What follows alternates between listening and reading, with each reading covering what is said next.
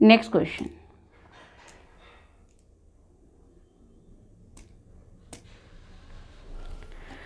National health policy पे ये question है, आपको स्टेटमेंट पहचाननी है कौन सी करेक्ट है कौन सी इनकरेक्ट है।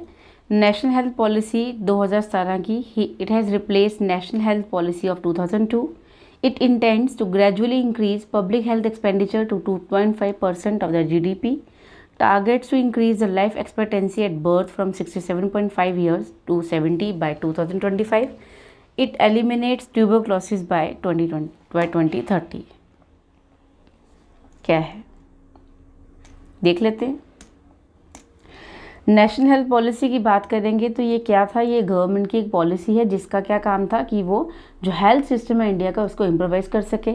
इसके कुछ एम्स है, वो क्या है, यूनिवर्सल एक्सेस देना अगर हेल्थ केयर की बात है, प्रिवेंटिव केयर देना, क्वालिटी केयर देना, अकाउंटेबिलिटी शो करना, डिसेंट्रलाइजेशन करना हेल्थ केयर से रिलेटेड, कम्युनिटी पार्टिसिपेशन करवाना। 2017 में ये रीलॉन्च होती है 2002 के जो हेल्थ स्कीम है उसको रिप्लेस करके। ठीक है, इसके की ऑब्जेक्टिव्स क्या थे, जो भी पब्लिक हॉस्पिटल्स हैं वहाँ पर फ्री ड्रग्स, डायग्नोस्टिक्स और इमरजेंसी केयर प्रोवाइड करना।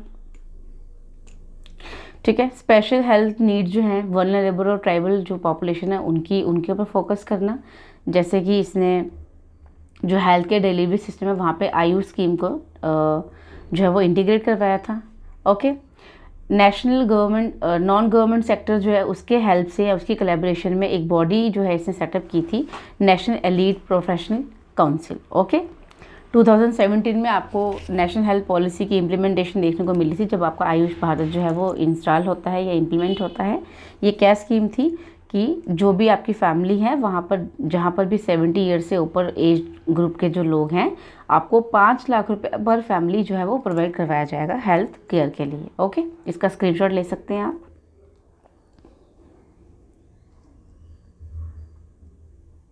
ठीक है, तो आंसर देख लेते हैं। ये 2017 की स्कीम थी जिसने 2002 को रिप्लेस किया था, बिल्कुल किया था।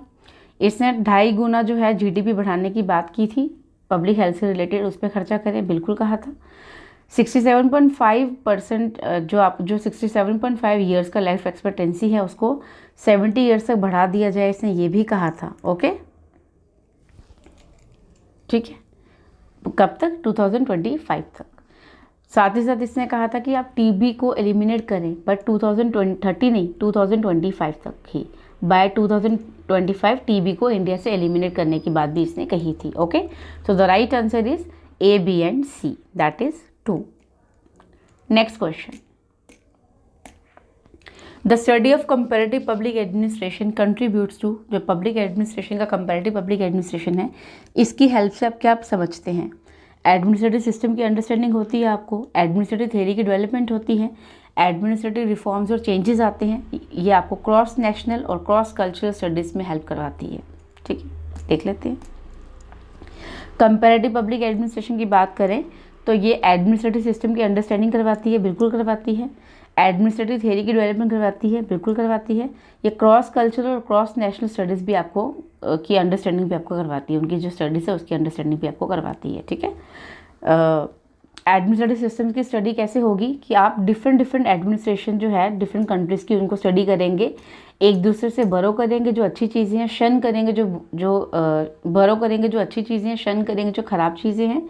उसके बाद आप इंस्पायर होंगे, ठीक है, तो आप दूसरे एडमिनिस्ट्रेटिव सिस्टम को समझेंगे और उनसे बहुत सारी चीज़ें बरो करेंगे। क्यों समझेंगे, दूसरों को पढ़ने की ज़रूरत क्या है, ताकि आप उनसे जो हैं उनके जो प्रैक्टिसेस जो हैं उनके इल इफ़ेक्ट्स और जो गुड इफ़ेक्ट्स हैं वो आप उनको समझ सकें। ओके, एडमिनिस्ट्रेटिव थ्योरी को डेवलप करवाना, बिल्कुल जो आपका कंपैरेटिव पब्लिक एडमिनिस्ट्रेशन है इसका मेन काम ही थ्योरी बिल्डअप करना है। ओके, थ्योरी बिल्डअप करना ही इसका मेन काम है।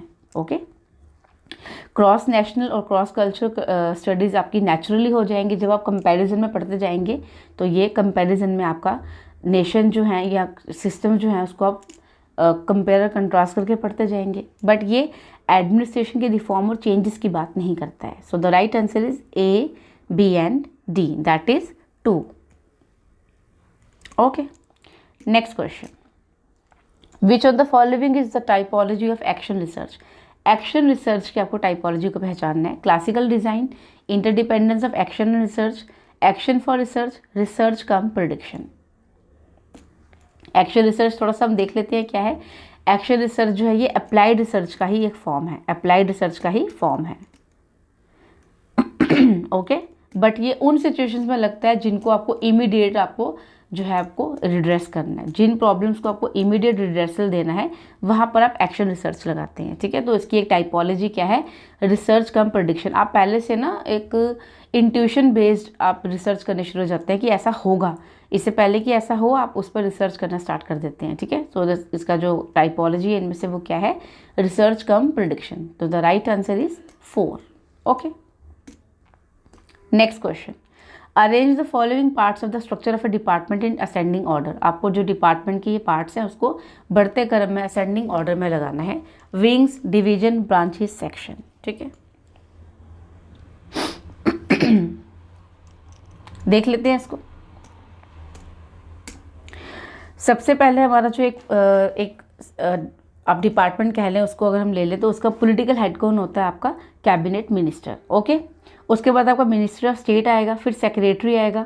यहाँ से आपका एडमिनिस्ट्रेशन का जो है हायरार्की स्टार्ट हो जाएगी जब सेक्रेटरी होल्ड करेगा ऑफिस, जो कि आपका डिपार्टमेंट का एडमिनिस्ट्रेटिव हेड है। कैबिनेट मिनिस्टर आपका पॉलिटिकल हेड है और सेक्रेटरी आपका एडमिनिस्ट्रेटिव हेड है। ओके, तो सेक्रेटरी जो है वो किसको होल्ड करेगा, डिपार्टमेंट को। फिर आ जाएगा आपका स्पेशल सेक्रेटरी, एडिशनल सेक्रेटरी, वो किसको होल्ड करेगा, विंग को। फिर आपका आ जाएगा इसी विंग में जॉइंट सेक्रेटरी भी आ जाएगा। फिर आपका आ जाएगा डायरेक्टर, डिप्टी सेक्रेटरी, जो कि डिवीजन को होल्ड करेगा। फिर आपका आ जाएगा अंडर सेक्रेटरी, जो कि ब्रांच को होल्ड करेगा। देन आपका लास्ट में आ जाएगा सेक्शन ऑफिसर, जो कि सेक्शन को होल्ड करेगा। उसके बाद असिस्टेंट सेक्शन ऑफिसर्स होते हैं और डिवीजन क्लर्क्स होते हैं, लोअर डिवीजन क्लर्क और अपर डिवीजन क्लर्क। ठीक है, तो इस तरह से असेंडिंग ऑर्डर में लेना है हमको बढ़ते हुए। तो सबसे नीचे क्या आ जाएगा आपका, सबसे नीचे आपका आ जाएगा सेक्शन। ठीक है, ये आ गया सेक्शन। और सबसे ऊपर आपका कौन सा क्या आ जाएगा, सबसे ऊपर आपका आ जाएगा विंग, यहाँ पर इसके अकॉर्डिंगली। ठीक है, ए, ठीक है, ये सॉरी ये, ठीक है। फिर आपका सबसे ऊपर आ जाएगा विंग। अगर आप इस तरह से भी लेंगे तो आपका आंसर ये डी है, ये ए है। ठीक है, सबसे पहले आपका आ गया नीचे से अगर हम लेंगे तो सबसे पहले आपका आ जाएगा सेक्शन। ठीक है, फिर आपकी आ जाएगी ब्रांच, फिर उसके ऊपर आप आ जाएंगे डिवीजन में, और फिर आपका आ जाएगा wing. Okay, so the right answer is D C, D C,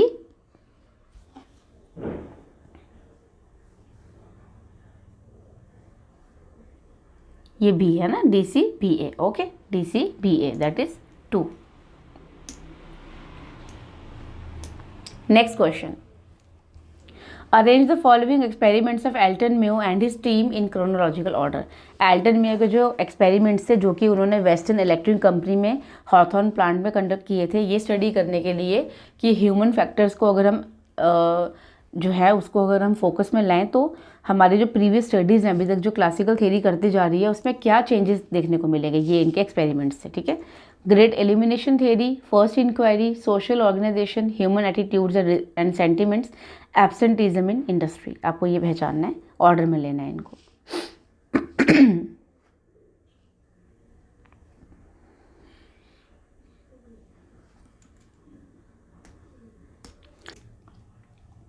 okay, देख लेते हैं। सबसे पहले आपके जो एक्सपेरिमेंट्स थे वो थे फर्स्ट इंक्वायरी के, जो कि 1923 में थे, 1923 के थे। ठीक है, बी। उसके बाद ग्रेट एलिमिनेशन जो एक्सपेरिमेंट्स थे ये 1924 से 1927 तक कंडक्ट किए जाते हैं। यहीं से आपका आंसर बन जाना था बी ए। ठीक है, नहीं बी ए 2 बार आ रहा है, नहीं अभी हमें कुछ और भी देखना पड़ेगा। फिर आपका आ जाएगा human attitudes and sentiments, human attitudes and sentiments, ये आपके 1928 से 1930 में कंडक्ट किए गए हैं। ओके, फिर आपके आ जाएंगे सोशल ऑर्गेनाइजेशन। ओके,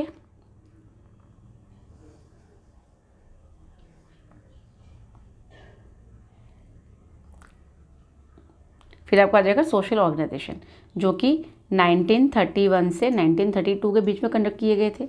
एब्सेंटिज्म जो है ये 1943 के बाद हुआ है। ओके, तो अगर आपको ये पता हो कि सबसे पहले फर्स्ट इंक्वायरी है और सबसे लास्ट में आपका एब्सेंटीज़म है। ये तो बिल्कुल पता होना चाहिए एब्सेंटीज़म के एक्सपेरिमेंट्स है, जो बाद में उन्होंने कुछ इंडस्ट्रीज़ में ये देखना चाहा कि जो एम्प्लॉयज़ हैं उनमें जो एब्सेंटीज़म देखा जा रहा है, जो वो मतलब फैक्ट्री या इंडस्ट्री है वहाँ से बहुत ज़्यादा छुट्टियाँ ले रहे हैं, वो क्यों ले रहे हैं। ये एक्सपेरिमेंट्स उन्होंने 1943 में किए थे, सबसे लेट उनके एक्सपेरिमेंट्स थे। ओके, तब भी आपका आंसर बन जाता